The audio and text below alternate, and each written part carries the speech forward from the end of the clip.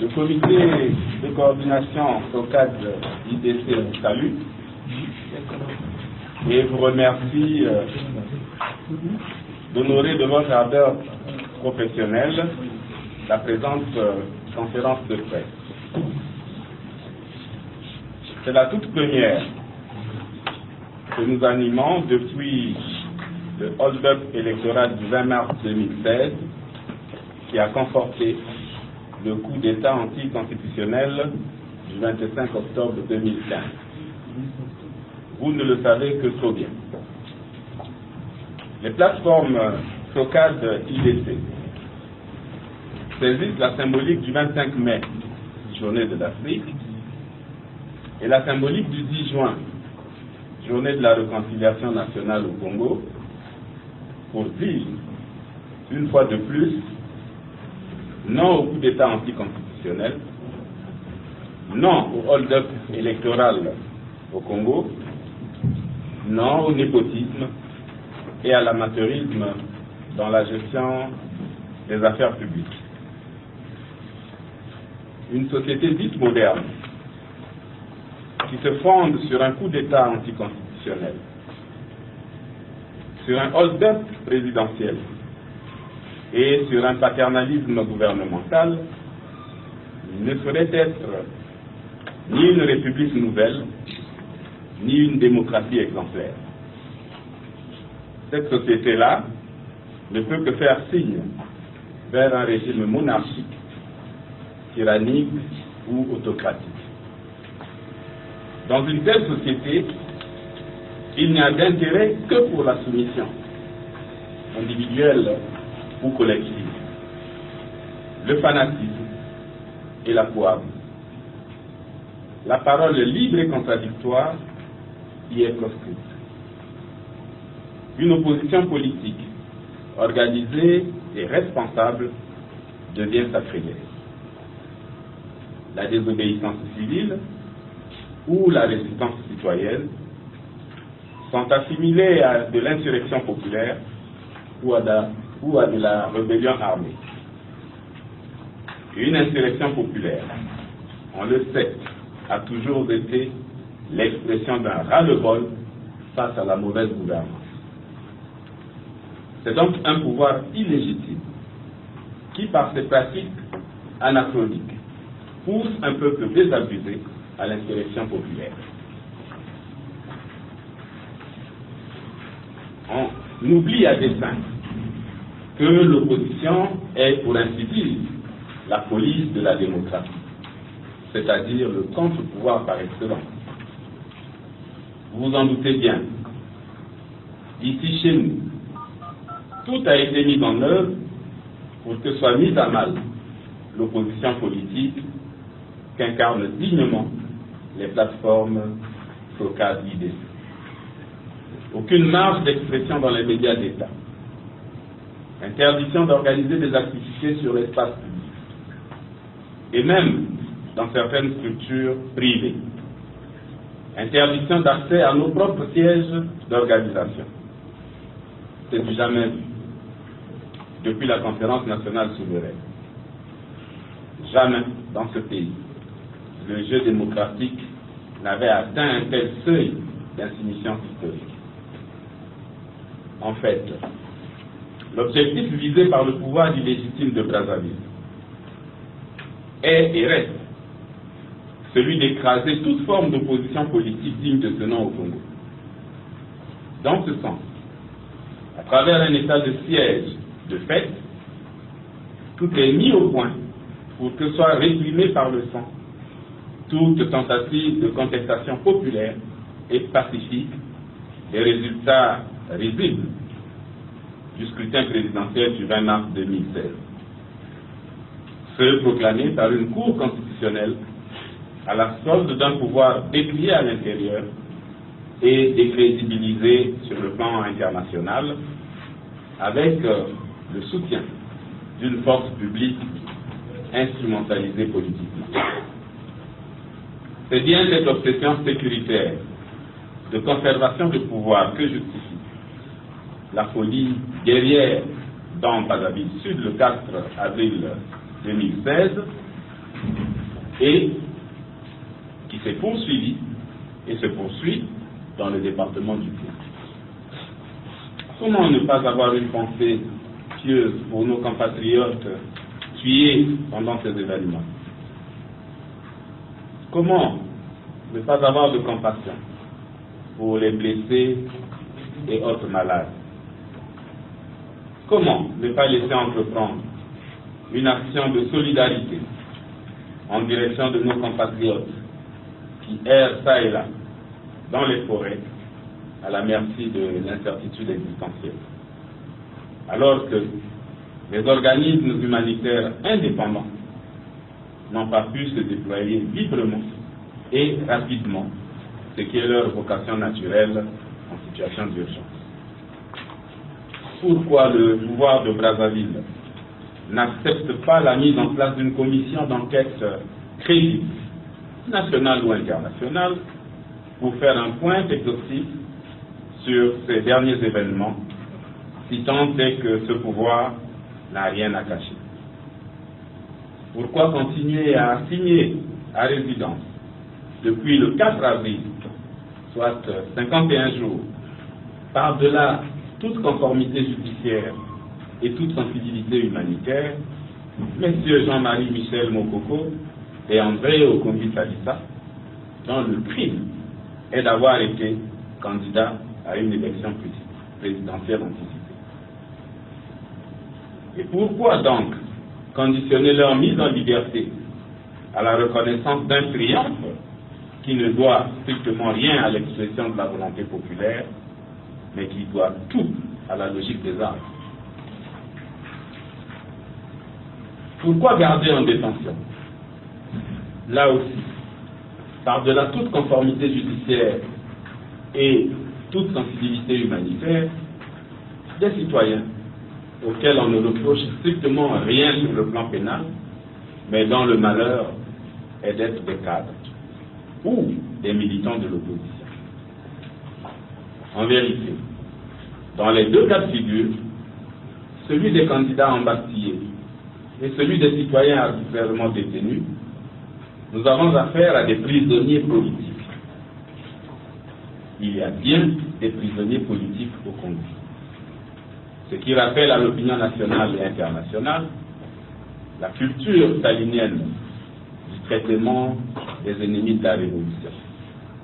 On les isole de leur famille et de leurs proches, on les affame, on les tue à petit feu, quitte à faire croire que nous sommes là, dans un état de droit, digne du XXIe siècle, qu'en prenne qui voudra. On est en réalité dans la tragédie du pouvoir et dans le pouvoir de la tragédie.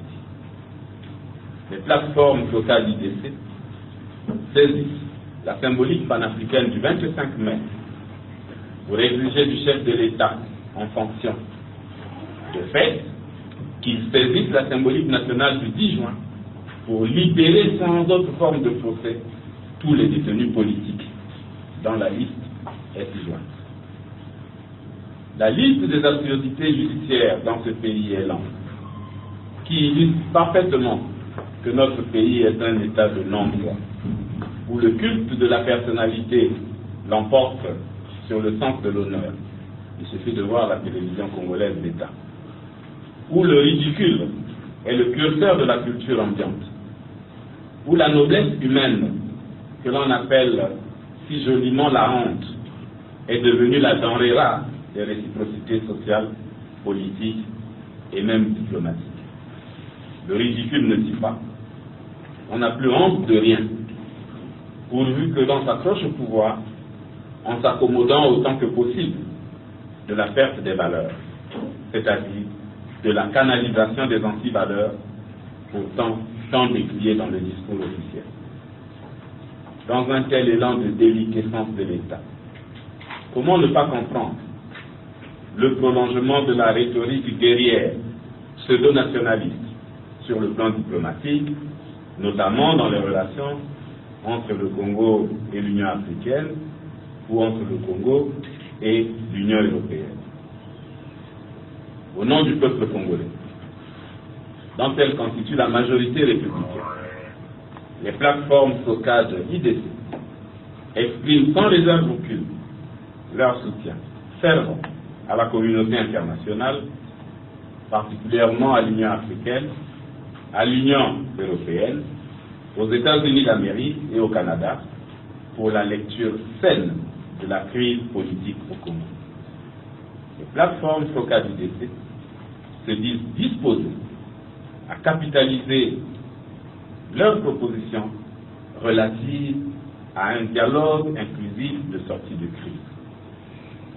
Dans cet esprit, nous saluons chaleureusement la démarche de M. Ban Ki-moon, secrétaire général des Nations Unies, tendant à encourager vivement le pouvoir de Brazzaville à rechercher par un dialogue politique inclusif une solution durable à la crise post-électorale et sécuritaire. Nous partageons cette conviction. Nous exprimons ici et maintenant notre haute considération à Madame l'ambassadeur Saskia Delangue de l'Union européenne, encore que le gouvernement de fait de la République du Congo peut, si tel est son désir, rappeler en consultation son propre ambassadeur à Bruxelles pour affirmer sa résilience nationaliste. Nous le disons haut et fort. Aucun ambassadeur accrédité au Congo n'a jamais pris part à une quelconque réunion de préparation d'une quelconque insurrection populaire au Congo. Ni Madame l'ambassadeur de l'Union européenne, ni Madame l'ambassadeur des États-Unis d'Amérique. Il n'y aura d'insurrection populaire dans ce pays que celle que le pouvoir de Brazzaville prépare à travers sa gestion hasardeuse de l'État.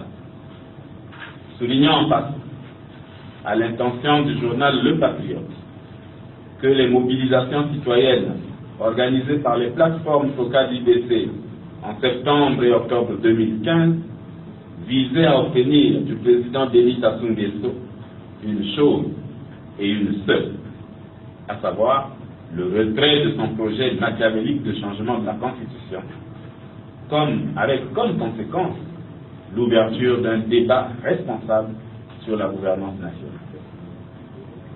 Sur la gouvernance électorale. Nous n'attendions du président Denis Sassou Nguesso que la hauteur d'esprit de l'homme d'État, capable de dire à son peuple « Je vous ai compris, je retire ce projet dont le peuple ne voulait pas ». Ce ne fut pas le cas, hélas. Les plateformes stockage IDC se disent fiers de l'éminent écrivain Alain Mabankou, professeur titulaire de littérature francophone à l'Université de Californie, Los Angeles, et professeur au Collège de France.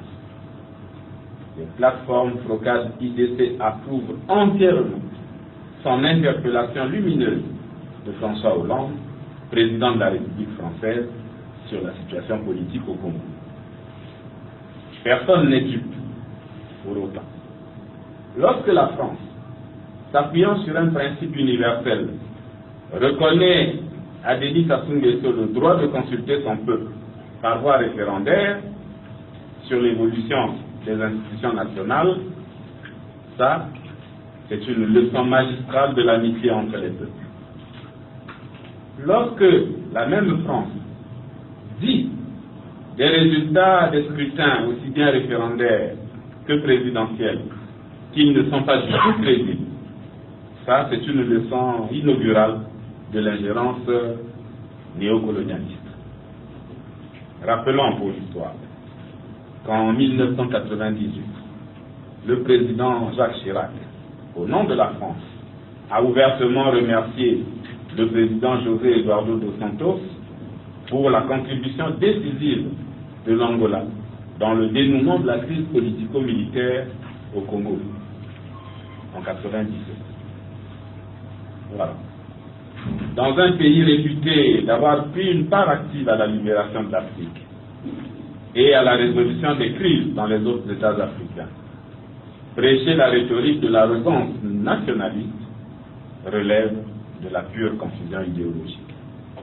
Encore, là aussi, comprenne qui vous aime. Mesdames, Messieurs, la dérive autocratique et tyrannique est le tracé de la marche vers le développement à l'aune de la nouvelle République. Le Congo-Brazzaville s'enlise dans une crise politico-institutionnelle doublée d'une crise sociale et économico-financière du fait des faiblesses de gouvernance et de l'instabilité du prix du baril de pétrole. Le gouvernement a de plus en plus du mal à payer les salaires, les pensions, les bourses. Bonjour donc les grèves. Les gratuités annoncées sur les pièces administratives et sur les actes hospitaliers ne sont pas du tout respectées. La diversification économique est sujette à caution.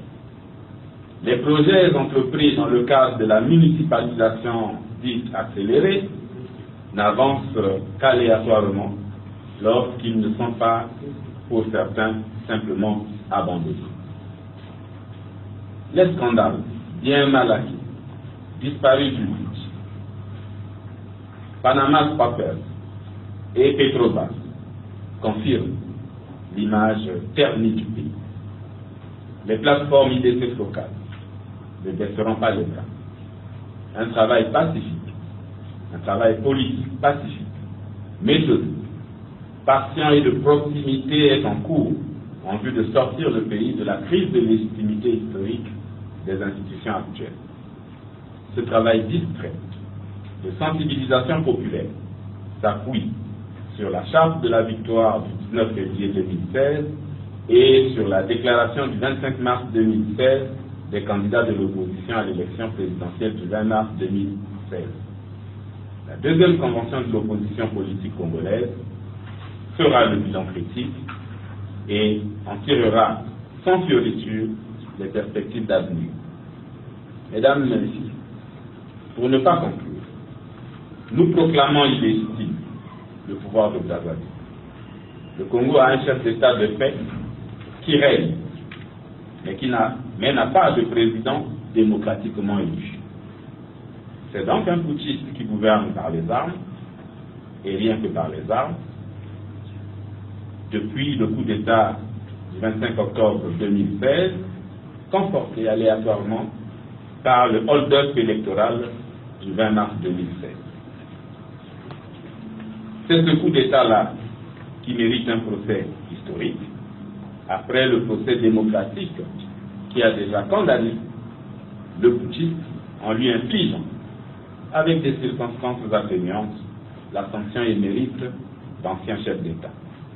Une chose est certaine, ce procès historique sera bien lu. Le peuple congolais dira alors son dernier mot, je vous remercie. Cette cour constitutionnelle, et cela ne va pas à l'encontre plus ou moins de ce que vous, IDC Profat, vous pensez. Est-ce que M.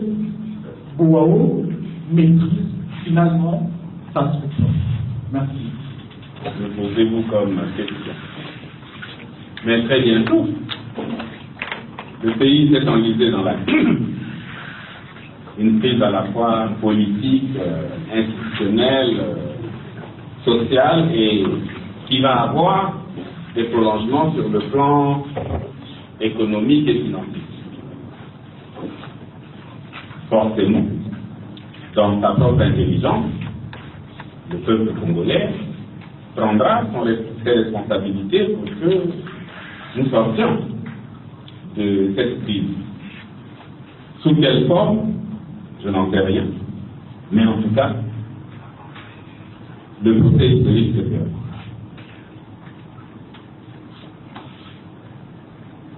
La CCE, nous n'avons pas voulu l'aborder, simplement parce que le président de la CCE n'est pas là, pour des raisons que vous pouvez soupçonner. Mais nous ferons le point du travail définitif de la commission technique des élections. Le moment venu, et de façon spéciale, nous vous rencontrerons si vous le souhaitez. En ce qui nous concerne, je dis et je répète, ce travail est terminé. Nous le rendrons définitivement public à la faveur d'une occasion spéciale. Ce que nous avons publié comme rapport sur les élections indiquait clairement que sur la base de près de 80% des procès-verbaux régulièrement traités, M. Denis Sassou Nguesso a perdu au premier tour. Un deuxième tour était inévitable entre M. Guy Parfait Kolelas, qui venait en tête, et M. Jean-Marie Michel Mokoko, qui venait en deuxième position. Maintenant, en intégrant ce qui manquait, nous pourrions nous retrouver dans une situation où M. Mokoko pouvait venir en tête, ou M. Kolela pouvait rester en tête. Ce qui était inévitable, c'était le deuxième tour. Et c'est pour nous le résultat que nous avons publié. Le reste ne nous intéresse pas. C'est pour ça que nous avons été amenés à faire une mise au point pour ne pas que certains compatriotes s'embarquent à gauche comme à droite dans une querelle qui n'avait pas d'intérêt pour les plateformes IDC locales ou particulièrement pour les signataires de la charte de la victoire. Donc, voilà en ce qui nous concerne le point sur l'élection que nous avons rendu publique. La Cour constitutionnelle, je vous renvoie simplement à la déclaration des candidats eux-mêmes le 25 mars.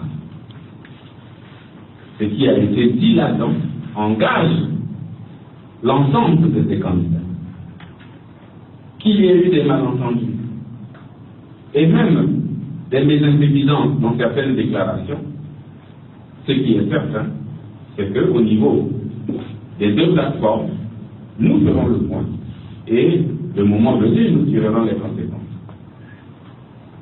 Pour l'heure, en tout cas, nous regardons ensemble dans la même direction et nous travaillons pour aller à cette deuxième convention, le moment venu. Nous ferons le point, nous tirerons les conséquences de tout ce qui a été fait à tel ou tel niveau, peut-être même de tout ce qui a été dit par tel ou tel responsable, et dans un esprit de critique et d'autocritique, nous redéfinirons les lignes à suivre. Maintenant, dans la manière de reconfigurer les choses, s'il y a des camarades à nous qui, pour une raison ou pour une autre, ont commis tel écart ou telle erreur, nous en tirerons de manière responsable les leçons. Par rapport à la ligne qui sera définie au sortir de la Convention, si une personnalité ou un parti politique estime que c'est une ligne qui ne lui convient pas et préfère rallier la mouvance présidentielle, ou pour parler autrement, la minorité présidentielle pour en augmenter les composantes, c'est sa responsabilité avec ses militants. Mais la nôtre consiste à nous approprier la déclaration des candidats du 25 mars et la charte de la victoire pour, sur le plan politique, aller jusqu'au bout de nos engagements, et c'est ce que nous faisons. Donc, j'ai déjà dit dans le laïf ce que nous pensons de la Cour constitutionnelle. Je répète, pour nous, c'est une institution indigne qui est au service d'un pouvoir illégitime et qui fait la honte du pays. Mais comme le ridicule ne dit pas, que voulez-vous qu'en dise de plus?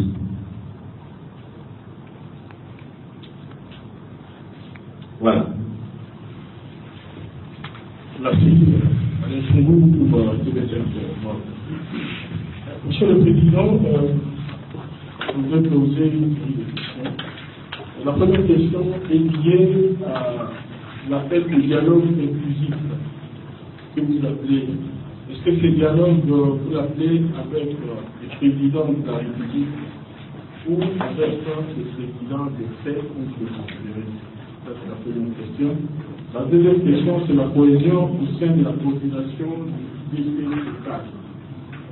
Aujourd'hui, quand on était sur ce que mon confrère Baoubou, quand on suit les déclarations des uns et des autres, on a l'impression que la petite cohésion ou la cohésion a pris un coup depuis la publication des résultats.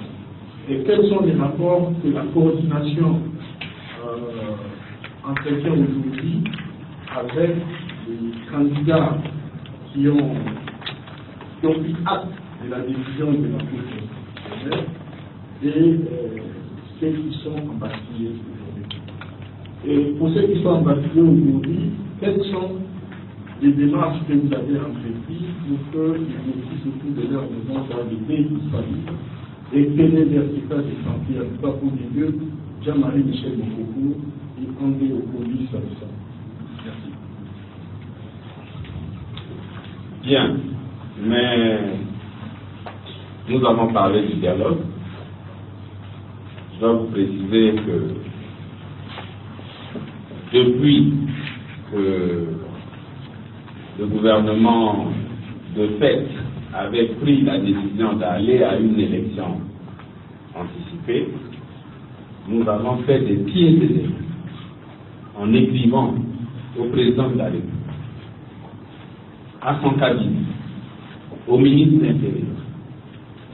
Nous avons pris tous les contacts possibles pour que un cadre de discussion soit mis en place afin que nous nous accordions sur les règles du jeu, donc sur la gouvernance électorale.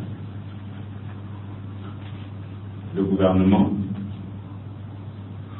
n'a pas accédé à cette sollicitation pressante, quand bien même le président de la République, dans un de ses discours, annonçait que sur ce plan-là, on pouvait s'accorder facilement. Et ce n'est pas beaucoup. Mais le gouvernement a tout fait pour que nous n'ayons pas une discussion constructive sur la gouvernance électorale. Nous avons négocié pour que nous envoyions nos représentants à la commission électorale nationale indépendante. Vous le savez, là aussi, toutes nos propositions n'ont pas été prises en compte. Et nous avons fait une déclaration pour dire non, nous ne reconnaissons pas cette CNI, et c'est pour ça que nous avons mis en place notre propre commission technique des élections. Là aussi, nous avons travaillé comme nous avons fait. Et nous sommes allés à l'élection sur la base des principes fixés, des règles fixées unilatéralement par le gouvernement. Bon, je pense que le résultat est connu. Nous avons gagné cette élection. Le candidat du pouvoir l'a perdu. Même en trichant, il a perdu. La suite, vous la connaissez. Mais nous restons sereins. Nous ne voulons pas de la guerre dans le pays. Nous ne voulons pas de bain de sang. Parce que nous estimons que les peuples qui se respectent sont ceux qui discutent rationnellement. C'est pour ça que nous avons insisté pour que nous allions à un dialogue, que nous posions sans mystification, carte sur table les problèmes. Et je pense que dans un tel cadre, nous pouvons, si nous sommes tous animés de bonne volonté et d'intérêt général, dans le cadre d'un rétablissement national, nous pouvons trouver un compromis qui nous permette de sortir le pays de la crise actuelle. Et pour un tel dialogue inclusif, dont la communauté internationale approuve la nécessité, nous sommes prêts. Nous avons un dossier prêt pour aller discuter et faire prévaloir nos points de vue. Mais si en face de nous on ne veut pas du dialogue, c'est parce que justement on n'a pas d'argument. Voilà pourquoi on s'entête à ne pas accepter le dialogue. Mais nous allons continuer à nous montrer disponibles pour aller à un dialogue et rechercher un compromis historique qui épargne le pays, encore une fois, qui sorte le pays de l'insignifiance historique dans laquelle il a été plongé par ce projet de changement de la Constitution. Donc, vous me parlez de président de la République ou président de fait. Mais nous disons qu'il est président de la République de fait. Parce qu'il a été défait par son propre coup d'État. Et il est devenu illégitime. Mais il est là. C'est pour ça que nous disons qu'il est le chef de l'État de fait. Et puisque nous sommes entre nous Congolais, discutons les yeux dans les yeux.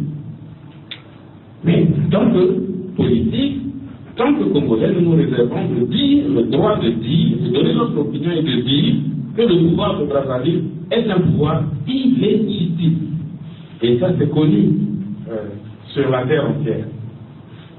Vous avez vous-même vu la consternation universelle qu'a suscité la proclamation des faux résultats par la Cour, j'allais dire, inconstitutionnelle. Cohésion.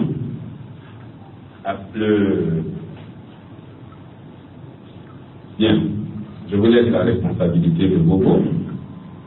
Nous sommes un groupement de partis politiques, nous sommes une famille politique.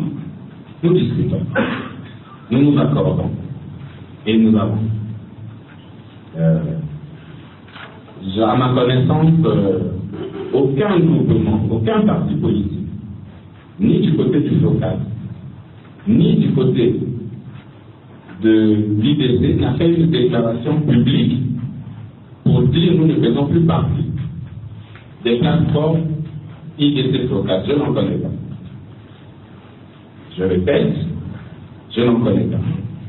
Maintenant, les malentendus, les mésintelligences qu'il y a eu dans certains propos de certains candidats par rapport aux résultats, eh bien, nous en ferons le point le plus fermement dans un esprit d'unité et nous en tirerons les conséquences.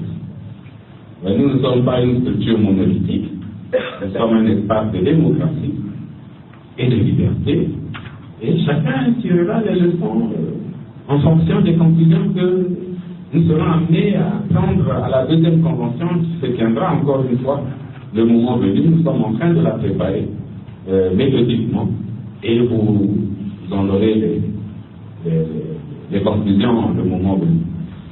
Je répète, si maintenant dans ce processus-là, en tirant les leçons de ce que les uns et les autres ont apporté comme contribution, eh bien, des sanctions positives pourraient être amenées à être prises comme des sanctions négatives. Nous avons nos règles et nous les respecterons. Et la divergence dans la manière d'apprécier un moment de l'histoire ne conduit pas forcément à une rupture. Et si elle conduit à une rupture, ce sera une rupture civilitaire. On dit on ne s'entend plus, bon, ben on se sépare et puis on reconfigure les choses. Mais je pense que l'intérêt général prendra le pas sur les petites considérations, y compris qui peuvent être considérées comme des considérations subjectives où certains appelleront ça opportunisme, d'autres appelleront ça trahison, mais nous, on restera dans la ligne de ce que nous voulons atteindre comme objectif. Et nous ne serons pas contre qu'un parti politique décide souverainement et librement de dire je rejoins la majorité ou la mouvance présidentielle. Ce que nous n'accepterons pas, et nous continuerons à le dire, il faut sortir le pays de l'instabilité publique et faire en sorte que, quand on dit qu'on est de l'opposition, eh bien on est de l'opposition et on l'assume. Et on ne fait pas de tractations nocturnes pour rechercher des compromis ou de la compromission avec le pouvoir en place. On fait un débat public, bien, s'il y a des compromis à faire, on les fait dans l'intérêt du pays, ça s'arrête là. Le reste engage la conscience de chacun de nous. Oui, nous nous préoccupons fortement, aussi bien de nos amis qui sont à la maison d'arrêt ou au commissariat ou dans les commissariats, et aussi de ceux qui sont embastillés, notamment Jean-Marie Michel Mokoko et André Okondi-Salissa. C'est, bon, je l'ai déjà dit, c'est inexplicable, ce genre d'histoire. On n'est pas dans un état de droit. On aurait pu régulièrement, si on leur reprochait quoi que ce soit, engager les procédures administratives ou judiciaires en vigueur pour leur permettre de se défendre par rapport à ce qu'on leur reproche. Ce sont des êtres humains. Les placer dans les conditions d'embastillement, mais ça avait l'air d'une époque révolue, des moments même pour caractériser ça. Ils n'ont même pas le droit de recevoir des visites, ni de sortir de chez eux. Ils peuvent tomber malades. Certainement qu'on n'autorisera même pas un médecin d'y aller. Ça, c'est quoi? Et ce que l'on veut obtenir, c'est qu'on signe un papier pour dire non, nous reconnaissons la victoire du candidat Denis Sassou Nguesso. Mais il a gagné à 60%. Qu'est-ce qu'il a gagné à 60%? Ben, qu'il gouverne. C'est pas la peine de demander à ceux qui ont perdu à 40% de dire, bon, tu as gagné à 60%. C'est à quel jeu on se livre? C'est tout simplement misérable. Nous continuons, nous sommes en contact avec eux, parce que même si on coupe les téléphones habituels, il y a malheureusement dans cette mondialité des moyens de communication qu'on ne peut pas atteindre. Et donc nous communiquons régulièrement avec le ministre Okondi et avec le général Mokoko. Nous savons qu'ils sont en bonne santé et qu'ils tiennent. Et bon, voilà ce que je peux vous dire. Ils sont en situation de privation de liberté. Et c'est la plus grande maladie dont peut souffrir un cadre. Être privé de sa liberté, arbitrairement, injustement. De cela, oui, ils sont malades et nous sommes malades avec eux. Bon, nous continuons. Même les organismes humanitaires n'ont pas le droit de rendre visite à ces prisonniers, alors que le pays est signataire de toutes les conventions en la matière. Je suis de même présent, représenté au sommet mondial sur l'action humanitaire. Certaines. Non, c'est pas. C'est inacceptable. Vous voyez, c'est tout simplement, c'est barbare de faire comme ça. Et on aurait été ailleurs. Voyez, moi j'ai un collègue qui est aux États-Unis, qui m'a appelé. Il n'a pas l'habitude de m'appeler. Il nous suit sur le net. Et il m'a appelé, il dit Charles, attends, ce que j'entends là, est-ce que c'est vrai? Donc vous avez deux candidats à l'élection présidentielle qui sont en Bastille. Je dis oui. C'est le président Sassou qui fait ça. J'ai dit, mais c'est bien lui qui fait ça. Il dit non, je ne crois pas. Il faut peut-être que je vienne au Congo pour l'accepter. Je dis malheureusement, c'est la triste réalité, et nous sommes dans ce contexte. Voyez jusqu'où nous sommes descendus dans la misère existentielle, dans la misère politique. Ça, c'est des méthodes qui se passaient à l'époque de Staline, que nous avons plus ou moins bien appliquées sous le monoparti. Et que, bon, nous essayons de remettre au bout du jour pendant que nous nous disons un état de droit. Et il y a dans le pays des cadres, des juristes, des politologues, pour applaudir ça. C'est dommage. Voilà ce que je peux vous dire à propos de nos amis. Donc, ceux qui sont à la maison d'arrêt, nous avons pris des avocats qui suivent le dossier patiemment.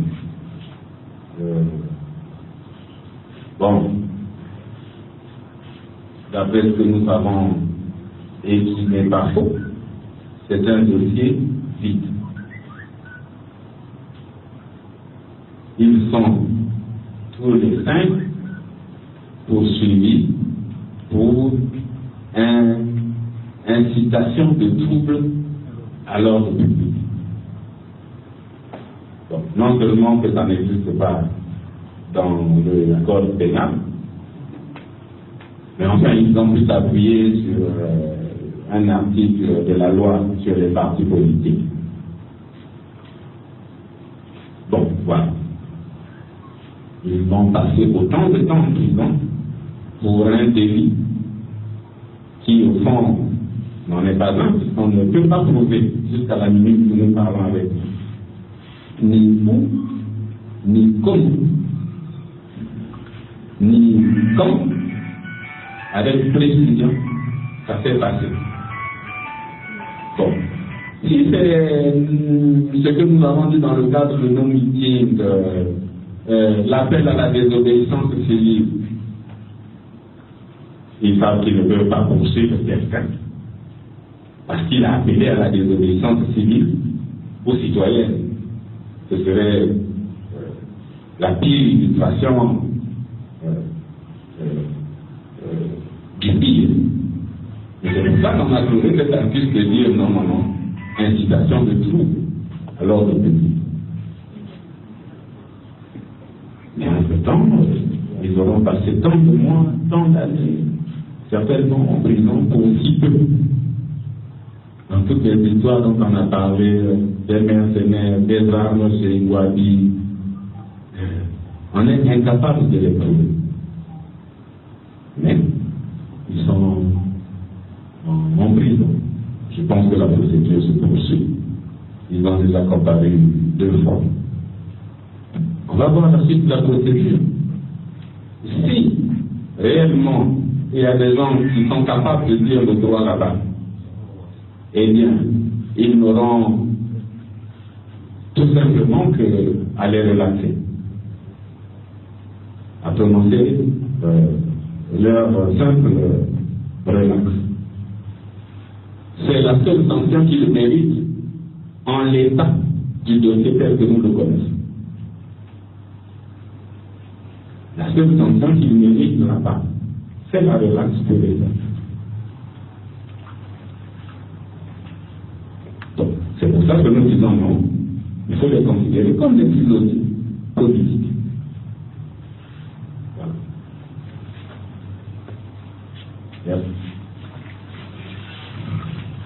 Merci. Je suis Bertrand Roger du BNDB de l'Agence d'information. J'ai 2 petites interventions, Monsieur le Président. La première, pour revenir sur ce que vous venez de dire, les détenus politiques. Et pour ça, un commentaire sur quoi?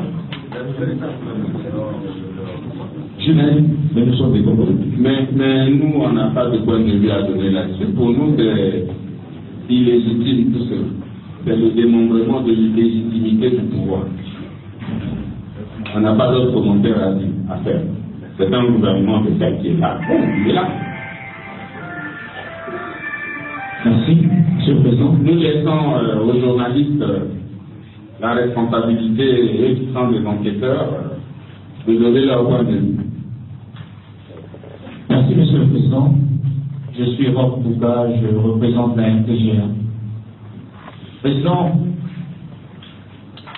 quelle lecture faites-vous de la demande du gouvernement congolais à la Commission européenne pour le retrait de leurs représentants au Congo? Je me fais porte-parole d'une certaine opinion ici, qui pense qu'après la présidentielle du 20 mars, vous avez disparu de la scène politique. Est-ce une stratégie? Merci. Sur l'ambassadeur de l'Union européenne, nous avons dit ce que nous avons dit et nous le disons. Pour nous, elle fait correctement son travail.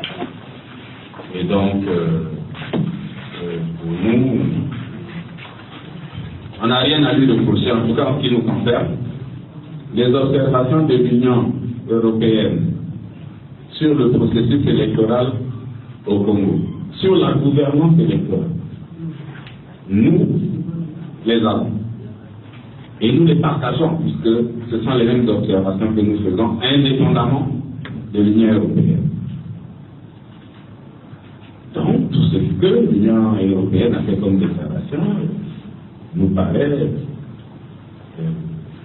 judicieux, c'est pour nous aider à pouvoir nous-mêmes nous accorder pour que nous améliorons systématiquement cette gouvernance électorale.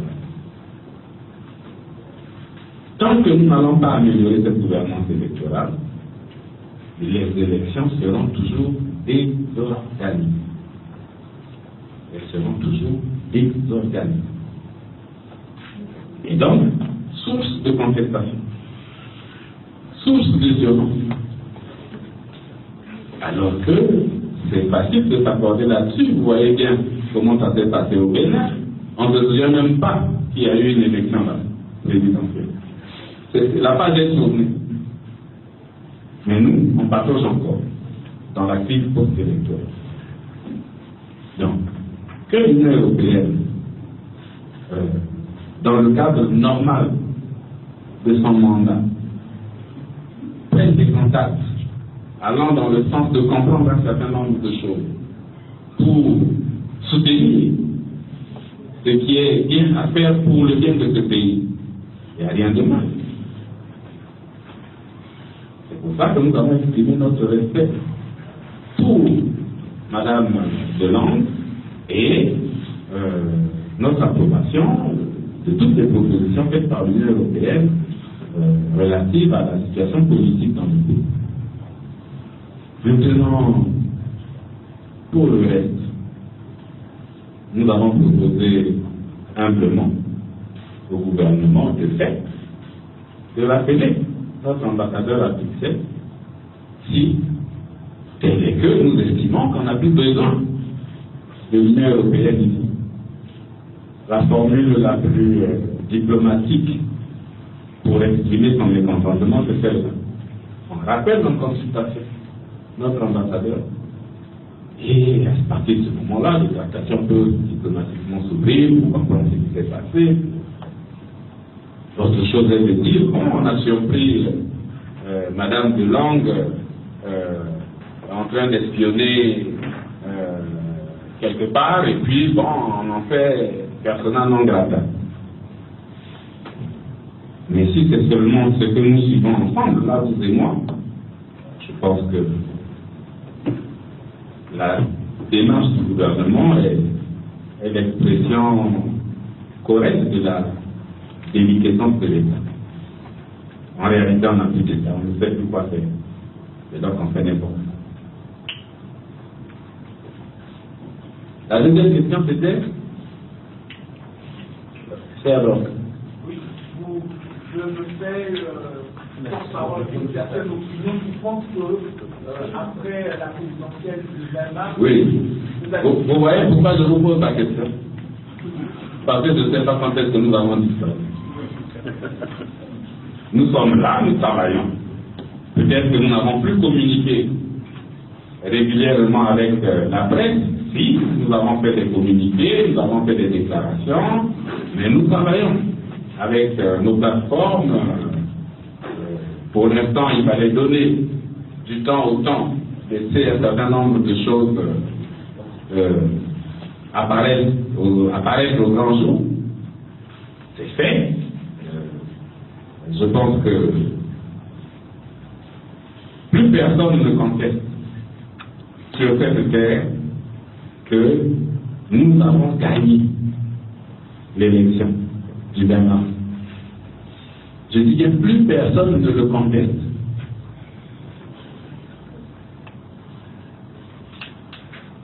Le monde entier sait et dit que nous avons eu raison d'aller à cette élection. Malgré tout ce qui a été mis en place comme blocage, y compris pendant les campagnes, on a tout fait pour qu'on se décourage, mais nous sommes allés. Et nous avons gagné. Le peuple le sait, est content. Bon, nous n'avons pas pu protéger par les armes notre victoire, mais nous l'imposerons avec le temps et les démocraties communes. Aujourd'hui, le Congo est isolé sur le plan international.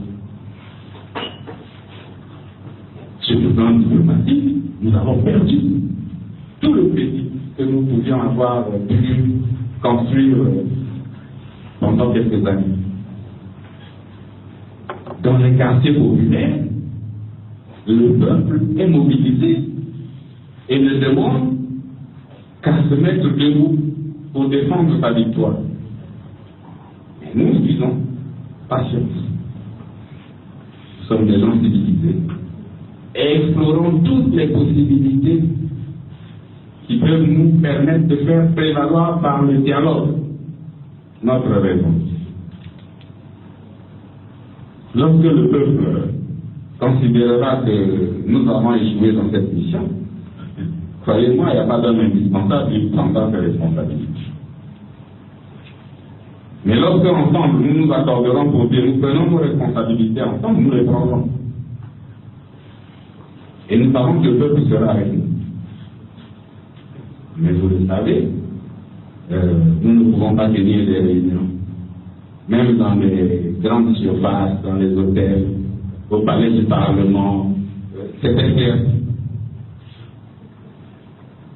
Et nous ne rigolons pas avec ça parce que nous pouvons demander au peuple d'aller au boulevard des Armées. Mais dès lors que nous savons qu'on est dans un état de siège, nous sommes obligés de faire un tout petit peu attention pour éviter qu'il y ait des massacres dans le pays. Mais nous avons déjà la situation du poule devant dans les bras. Ça se passe sous nos yeux. Donc, nous avons suivi méthodiquement, patiemment toutes ces situations, nous nous sommes exprimés et nous continuons à travailler. Nous n'avons pas disparu. Si vous avez le sentiment que nous avons disparu, c'est certainement vous qui étiez en dehors de Brazzaville et du Congo. Hein, cher Europe? Oui.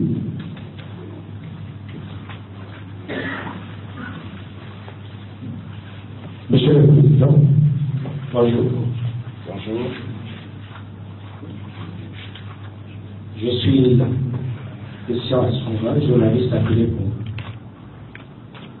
Dans vos propos liminaires, j'ai lu les dispositions de votre plateforme à dialoguer avec l'autre État. Je voudrais comprendre, parce que ici, là, le Premier ministre du gouvernement, ou gouvernement de fait, comme je l'appelle, fera sa déclaration de politique générale. Comment réagirez-vous, votre plateforme, à une éventuelle main tendue de leur côté? Et s'il y a un dialogue, sur quoi allez-vous dialoguer avec le pouvoir? Allez-vous reconnaître en faire la victoire de l'État? Bien, merci beaucoup. Vous êtes de Télé Congo, c'est ça? Donc vous êtes là pour Télé Congo? Oui. Ah mais merci d'être là. Mais je vous plains parce que je sais que rien de ce que vous ferez ne passera. Parce que la télévision congolaise est devenue le temple par excellence du culte de la personnalité. On ne nous fera pas passer, je vous le garantis. Maintenant, si ça passait, merci beaucoup, c'est un pas. Ça veut dire que notre technique sera portée. Nous ne savons pas ce que le Premier ministre, chef du gouvernement, va dire. Nous attendons d'écouter et nous apprécions. En ce qui nous concerne, si dialogue il y a, eh bien nous devons partir du point sur l'élection du 20 mars. Nous avons un dossier embêtant pour prouver que l'élection présidentielle du 20 mars a été savamment désorganisée par le gouvernement. Et que malgré cette désorganisation, sur leur propre terrain, sur leurs propres principes, nous les avons battus. Et nous allons leur prouver, puisque nous avons les éléments pour prouver que nous avons gagné. Puisque c'est un dialogue à eux de nous prouver qu'ils ont gagné. Je pense que ce sera difficile. Maintenant, à partir de là, si nous nous asseyons dans un esprit de débattement et de ressaisissement national, eh bien, nous pouvons trouver un compromis qui permette que nous ne retombions plus dans les mêmes erreurs. Et nous pouvons proposer une reconstitution qui permette de sortir de la crise.